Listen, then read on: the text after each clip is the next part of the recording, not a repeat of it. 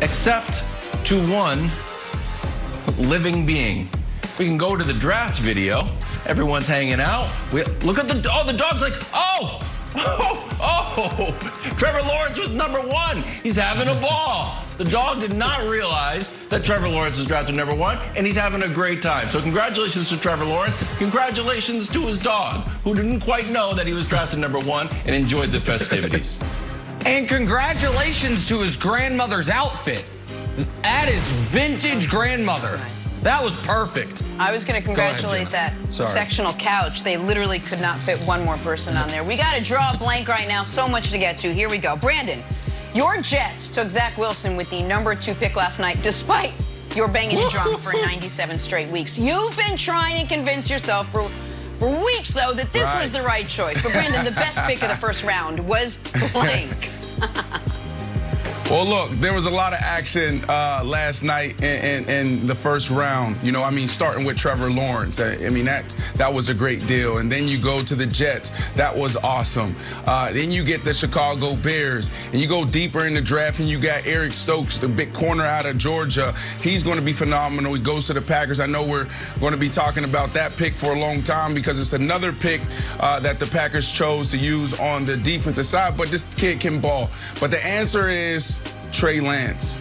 Trey Lance, man, there's just something about this kid. You know, when you see it, you just see it. And when you look in his eyes and when you see this kid, he has it. You know, obviously when you turn on the film, you can see it. You can see the talent. You hear about people raving about his processes and his recall and how he does on the board. But this dude has swagger. This dude with Coach Kyle Shanahan is going to have a phenomenal start to his career, and I'm excited to watch. I think in a couple years, we're going to be looking back saying, you know what? This was the steal of the draft potentially. So I love the Trey Lance pick, but this has been an odd lead up to the draft, and now we're at the morning after, because you have a superstar, generational prospect, who I believe is a future Hall of Famer, and we haven't talked about him at all. So you know the best pick of the first round was? Trevor Lawrence. The guy would have been a top 5 pick if he went high school to pro.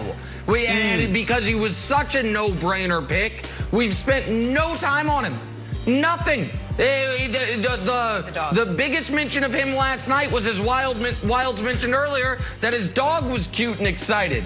Trevor Lawrence was the best pick of the first round because Trevor Lawrence is going to instantly make the Jacksonville Jaguars something they have only been a couple times in their franchise history, which is relevant. So my answer is Trevor Lawrence. Okay, talk about instantly changing an offense. My answer is Rashad Bateman. Go Big Ten. Minnesota Gopher is going to Baltimore. So, Brandy, you know what that means? Lamar's got some weapons. Got Sammy Watkins, got Hollywood Brown, now got Rashad Bateman. Maybe Baltimore's offense is finally moving around. If you get Lamar a big contract, he'll have an opportunity to throw the ball around the field, Jenna. Love it. Like that. They don't get rid of him, a la college style. Let's talk Devontae Smith. Many believe he could end up as the best receiver in the draft, but he fell all the way to the Eagles at #10 behind both Jamar Chase and his Alabama teammate Jalen Waddle. Brandon, though, the biggest surprise of the first round was blank. It was the Pats standing pat. I mean, all this talk about them moving up to 10, all the talk about them moving up to 4 potentially. Oh, look at that walk-in. I love that walk-in. Can we run that back, please? I know this is not what I'm supposed to be talking about, but you got to see this guy. This guy's ready to go. But it's the Pats standing pat. Like, think about this. They were in love with this guy.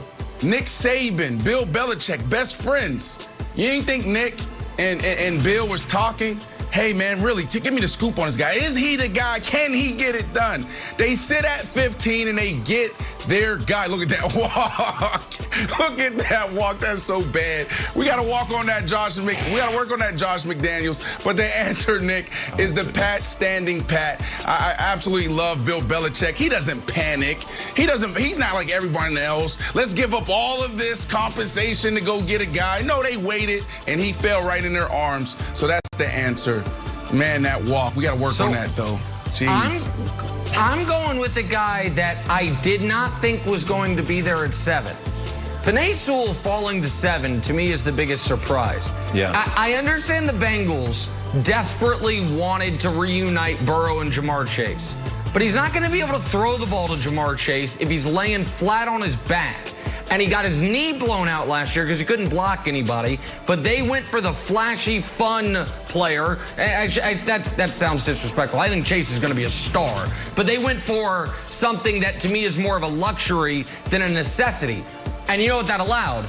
That allowed for the greatest level of excitement ever surrounding drafting an offensive lineman when Dan Campbell and the eating kneecap Detroit Lions had an absolute rave. I think the first post-pandemic rave happened in the Lions draft room last night when they drafted Sewell. Trey Lance. The new talk of the town in the Windy City, can Justin Fields win Rookie of the Year this season? And will Alabama product Mac Jones end up being the Patriots' Week 1 starter? Look at that walk. We say good Friday morning, everyone. What a Welcome star. to First Things First. Oh, I'm in a good mood today. Jenna Wolf, Nick Wright, Brandon Marshall, and our resident Patriots fan, Kevin Wilds. Wilds, are you more happy? Are you less happy? Or are you as happy with where the Patriots are now going after last night? Oh, I could not be happier. A star is born, Jenna, and I'm Bradley Cooper, and Mac Jones is playing the role of Lady Gaga. I thought you wanted Jimmy G. Wow. I want everybody, buddy. That was a turn. That was a turn I didn't expect that to take. We're going to get to everything draft-related, but we have to start with the bombshell out of Green Bay just hours before the draft took place. Aaron Rodgers reportedly wants out. So upset with the Green Bay Packers that he wants to be traded before the season, seemingly fed up with the lack of commitment from the organization. We've been talking about it for months. The cup had runneth over. Here's General Manager Brian Gutekunst with his thoughts on the whole situation. Take a listen. He's our quarterback. He's our leader. We've been working through this for, a little while now. And, I just think it may take some time, but, he's the guy that kind of makes this thing go. So he gives us the best chance to win, and we're going to work towards that end. Brian, do you think Aaron's ever going to play again for you guys? I do think he'll play for us again. And we're going to, like I said, we're going to work towards that. And we've been working towards that on a number of different fronts. The value that he has to our football team is really immeasurable. You know what I mean? He brings so much to the table, not only as a player, but a leader. So important to his teammates, to his coaches. So, that's the goal. Brian, I asked you in February if there was any scenario that you could see trading Aaron, and you said absolutely not at that time. Has that changed? Is there any scenario that you can see trading Aaron Rodgers this offseason? No, Ryan, I appreciate the question, but no, we're not going to trade Aaron Rodgers. I don't know, maybe drafting Jordan Love, not the best idea. Maybe in hindsight, we'll take that one back. Hey, Brandon, this feels like it's going to get messy. Maybe even more messy than what happened in Seattle this offseason. Are you surprised that this situation has come to this morning? I'm not, Jenna, but Mr. Brian, Mr. General Manager, it's not that hard. Just give the man what he wants. Now, I know Aaron Rodgers is smart. I know he's not going to ask for everything and completely deplete the team and leave the Packers in a terrible situation where they can't compete. So it's not that hard. Give him exactly what he wants. I said this before last season. The Green Bay Packers have wasted Aaron Rodgers' career. How do you have a guy like this? We're talking about a guy could have potentially went down as the greatest quarterback ever before Patrick Mahomes came along, and you get one Super Bowl out of him. You continue to just get it wrong. It's time for him to move on. You had 16 great years from Aaron Rodgers. You got the one Super Bowl. You could have had more. But, hey, that's a big deal. It's time to move on. It's okay to move on when it's not working.